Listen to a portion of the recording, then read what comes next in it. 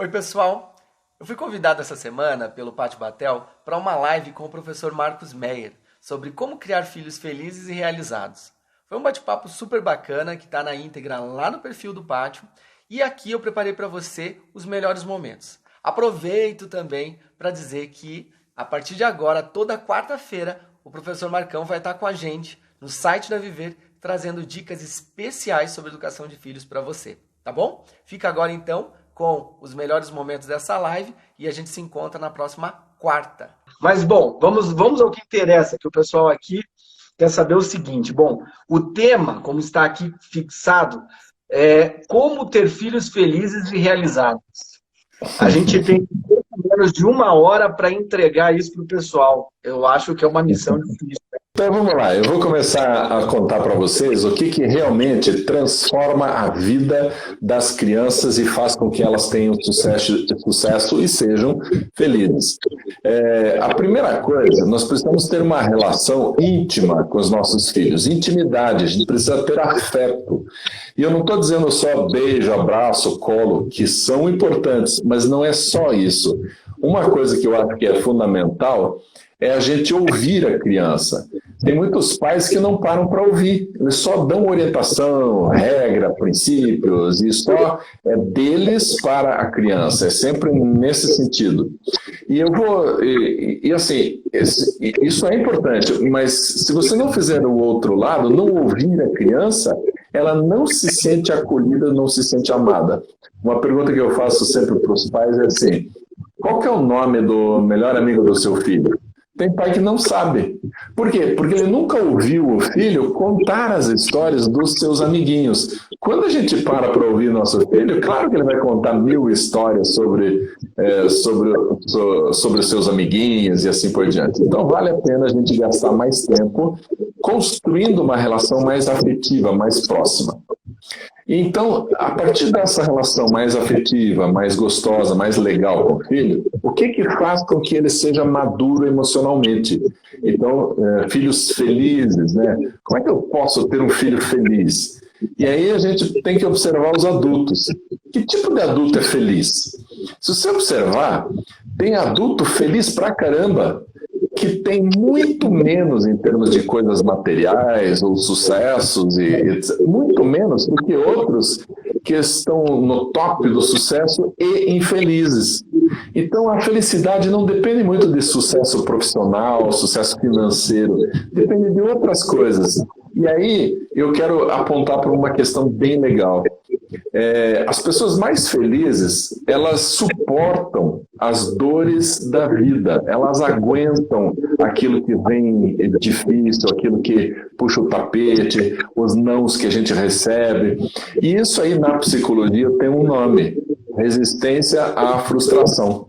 Olha que interessante, resistência à frustração faz com que você suporte as dores e siga a vida, vá para frente, não fique amarrado, né?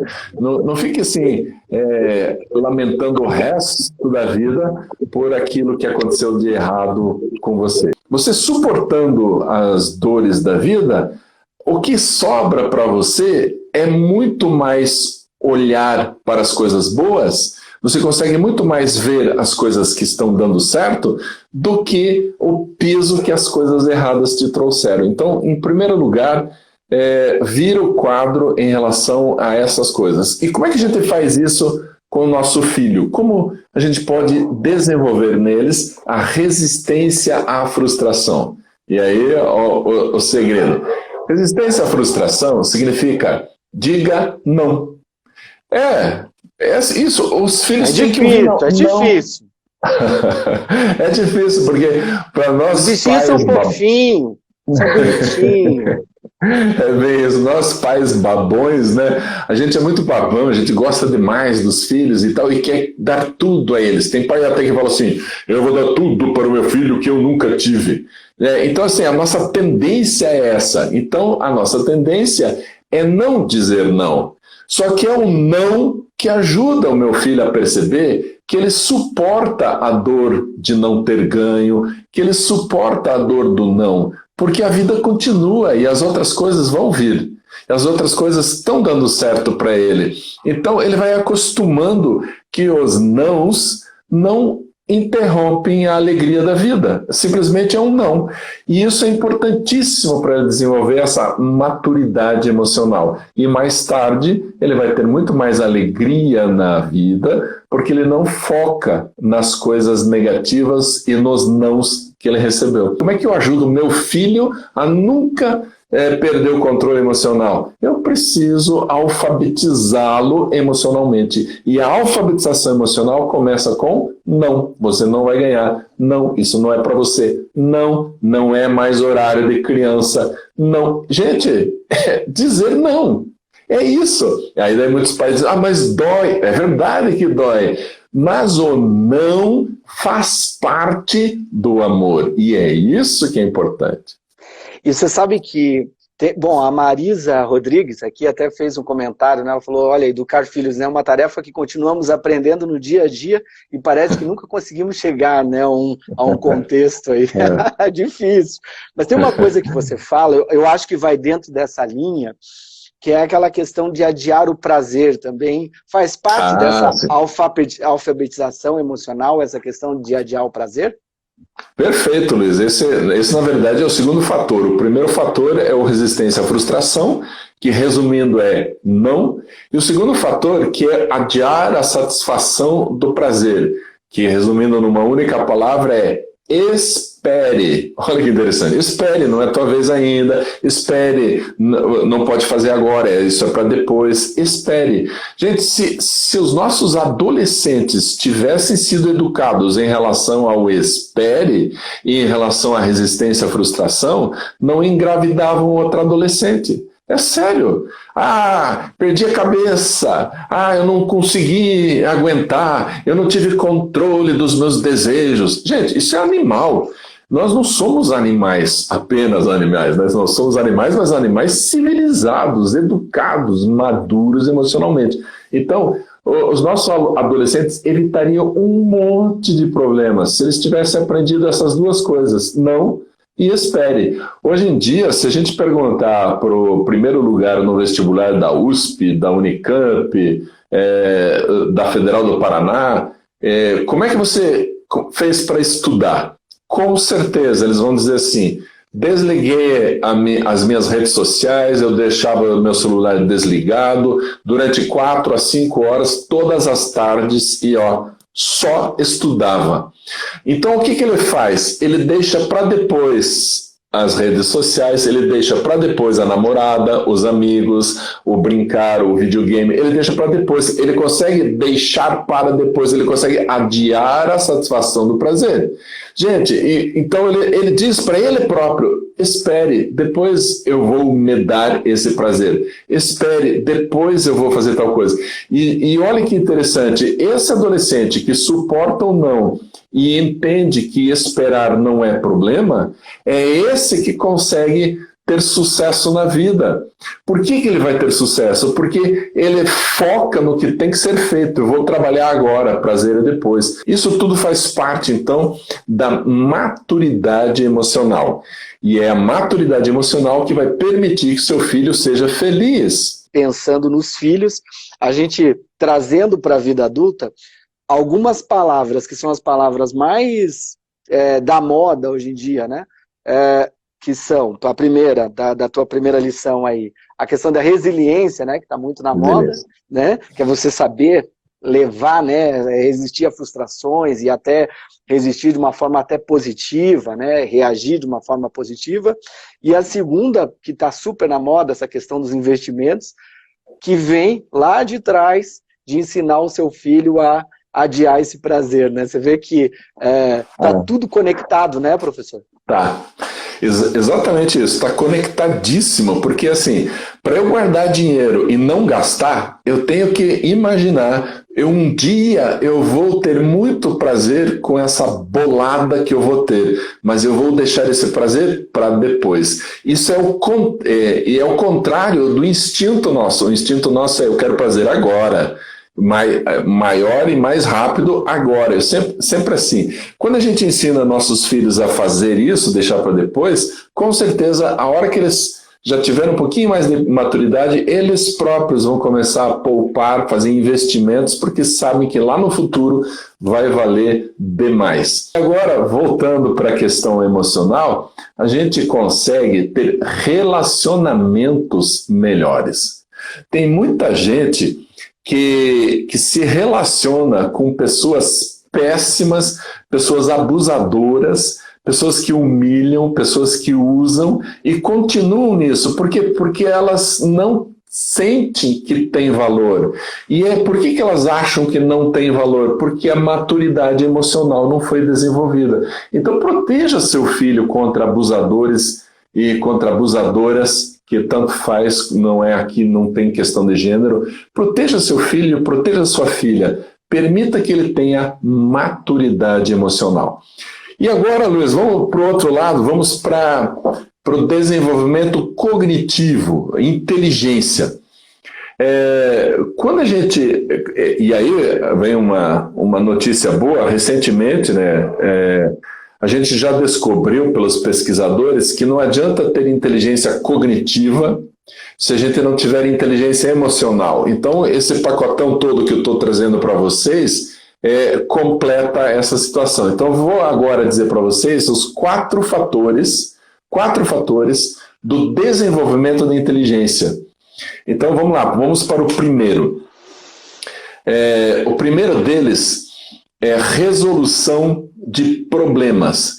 Quando o seu filho resolve um problema, o cérebro dele imediatamente percebe assim: gastei energia demais, gastei tempo demais, esforço demais para resolver esse problema. Vou criar um novo caminho aqui dentro para que da próxima vez seja mais rápido e com menos energia. Então, olha que interessante, quando o meu filho resolve um problema, não eu, o meu filho. Então, quando ele resolve um problema, e agora o segundo fator, quando ele supera uma dificuldade, é a mesma coisa. O cérebro já percebe, gastei energia demais, tempo demais, esforço demais para superar essa dificuldade. Vou criar novos caminhos para que da próxima vez isso seja mais fácil. Superar a dificuldade e conquista, o terceiro fator, conquista de desafios. Olha que interessante, o meu filho precisa resolver problemas, ele precisa superar dificuldades, aí pega no nosso pé de novo. Eu não quero que o meu filho passe por dificuldades. Deixa a criatura passar por dificuldade. É claro que você não vai torturar seu filho. Eu vou fazer meu filho passar por dificuldade. Não, mas quando surgir, deixa ele passar. Não livra ele de todos os problemas. Então, resolver problemas, superar dificuldades e conquistar desafios. Esses três fatores fazem com que o cérebro aumente o número de conexões para que nas próximas vezes ele consiga resolver com mais facilidade. E isso é contra o nosso instinto paterno e materno. A gente quer fazer pelo filho. E aqui uma frase bem interessante do Piaget. O Piaget falava assim, nunca faça pela criança aquilo que ela puder fazer sozinha. Por quê? Porque é isso que está acontecendo. Se ela se esforça, se ela tenta de novo, se ela gasta tempo tentando, o cérebro está desenvolvendo. Então, em vez de você dizer assim, deixa eu faço, meu amor, você deveria falar assim, tenta de novo, eu faço só um pedacinho, você faz o resto. E não deu certo? Eu tenho certeza que você consegue na próxima. Então, o incentivo, a motivação é um presente para o seu filho, porque ele vai tentar, ele vai fazer de novo, ele vai errar e vai corrigir o erro. Essas coisas, gente, fazem com que o cérebro fique provocado, fique ativado, e essa ativação, então, desenvolve inteligência. E o quarto fator é interação de qualidade, que, na verdade, eu já falei para vocês. Diga não, diga espere, ouça seu filho, tenha afeto, tenha intimidade. Então, todo esse pacote da interação de qualidade é um dos fatores. Junte com os outros 4, com certeza seu filho vai ser uma pessoa madura emocionalmente, vai ser uma pessoa inteligente e com princípios e valores que você está construindo passo a passo. Isso tudo aí é a chave para a gente ter filhos realizados e felizes. Parece fácil. Pais mentalmente saudáveis igual a filhos mentalmente saudáveis, né? Acho que tem muito a ver com isso, né? Eu acho que essa questão, quando você fala, não tem a ver com essa preguiça que eu estava falando, com essa dificuldade de curtir mesmo o filho. Quando você vê essa questão da fazendinha lá, não sei como que chama lá, galinha pintadinha, mundo bita, não sei o quê, não é isso. Mano. Peppa Pig, né? Porque você terceiriza, né? Sempre os pais terceirizam, né? Você tem razão. É mais fácil terceirizar, né? E dar preguiça em interagir com a criança. Quer ver uma coisa bem simples de fazer? Quando você pede para o seu filho lavar a louça e consegue que ele vá, você simplesmente sai da cozinha e vai fazer outra coisa, que você diz, graças a Deus ele está fazendo isso, eu não vou precisar fazer. Gente, é mais fácil a gente dar a tarefa e sair de cena, mas o que é mais difícil e dar resultados melhores? Lavar junto. Então, assim, filho, você vai lavando, eu vou enxugando. Eu sei que não precisa enxugar, basta deixar no escorredor que daqui a 2 horas está seco. Eu sei disso, mas você estar junto com o seu filho, trabalhando junto com ele, é de uma riqueza impressionante, mas dá preguiça. Dá preguiça fazer junto.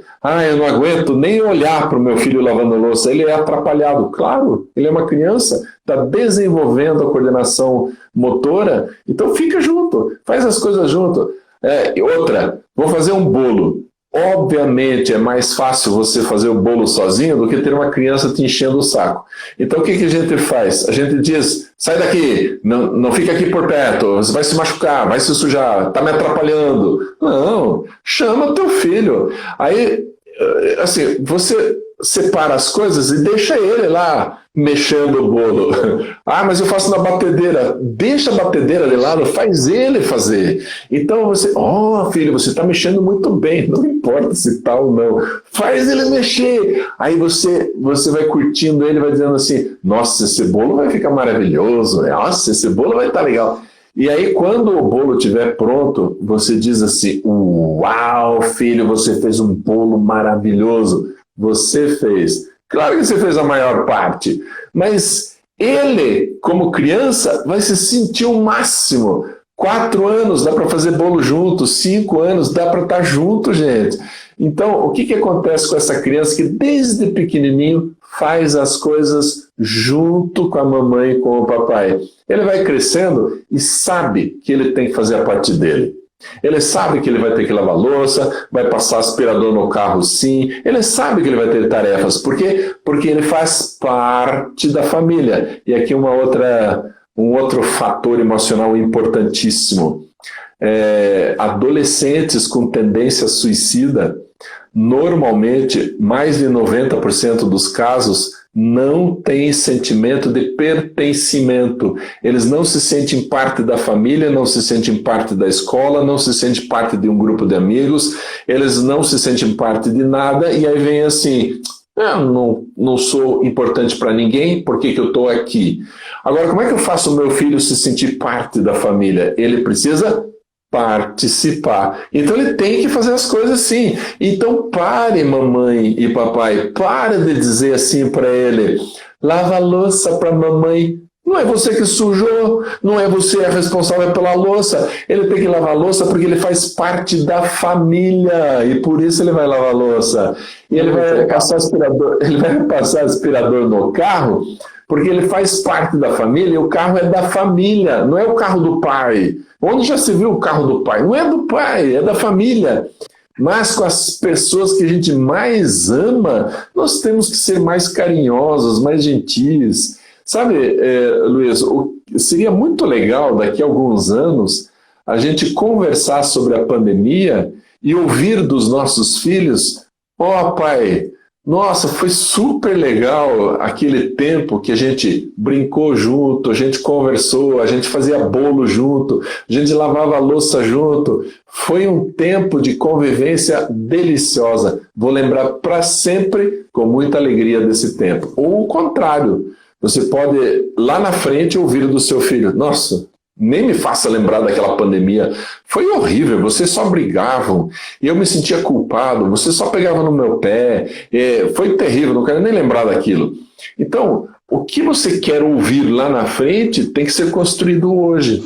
Então, os combinados são importantes, as regras têm que ser obedecidas, e aí tem muita gente me mandando e-mail perguntando assim: Marcão, a minha casa saiu totalmente da rotina e isso não está fazendo mal para as crianças. A gente não levanta mais cedo, a gente está indo dormir muito tarde. Gente, diminua um pouco essa pressão. É o seguinte: crianças precisam dormir 8 a 10 horas. A dica da Organização Mundial de Saúde, a orientação da Organização Mundial de Saúde, é que até 10 anos de idade tem que dormir 10 horas, não 8, 10 horas. Adolescente, 8, 9, 10, dependendo de cada adolescente.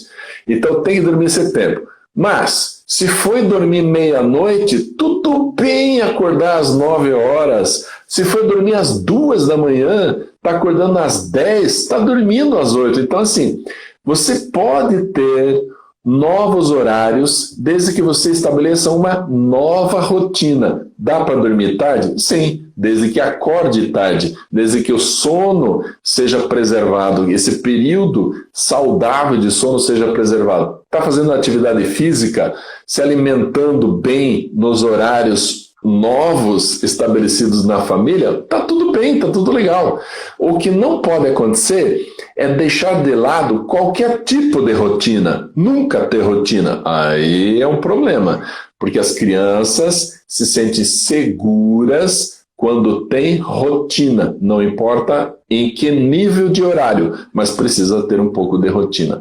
Então, rotina é importante e esse tratamento mais delicado, mais educado com as pessoas que a gente ama é fundamental. Então vamos lá, para a última pergunta dessa conversa. O que você faria se fosse ministro da Educação? Nossa, eu tenho uma lista de coisas, sério, eu tenho uma lista enorme de coisas que o dia que aparecer um ministro decente, eu até vou mandar para ele. Mas o que a gente precisa assim, os países que mais se desenvolveram no mundo são os países que investiram de verdade na educação e investiram nos professores. E eu faria, falando uma coisa prática, eu daria curso para a paz no Brasil inteiro. É o que está faltando, gente. Porque se eu tenho bons pais, eles vão ser bons alunos. O grande problema é que nós temos péssimos pais que não estão levando a sério a educação, eles são péssimos filhos, péssimos alunos e futuramente péssimos profissionais e vão fazer o quê? Currículo falsificado.